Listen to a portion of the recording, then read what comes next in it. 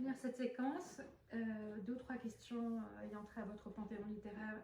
Vous souvenez-vous de votre premier choc émoi littéraire?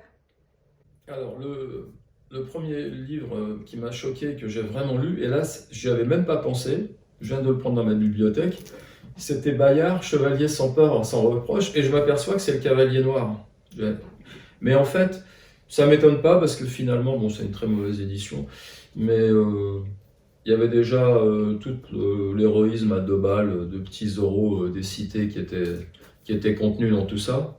Donc ça me va assez, le mec qui pense pouvoir sauver la France tout seul sur son cheval. Bon là c'est un cheval, si ça se trouve aujourd'hui Pour être un vélo. on est sur un vélo ou sur un poney. Pas trop quand même. Ouais, voilà. Si vous ne deviez retenir qu'un seul livre ou qu'un seul écrivain.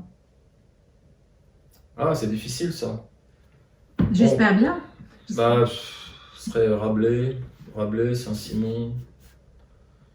Céline rend tellement heureux à certains moments parce que c'est une musique plus facile.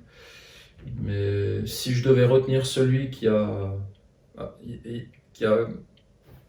réuni les facettes les plus larges du français, c'est ou Rabelais ou Saint-Simon. Mais il y a peut-être quelque chose chez Saint-Simon de supérieur à Rabelais, c'est parfois des moments de tension doloriste qui sont moins présents chez Rabelais. Donc je suis incapable de partager les deux quand même.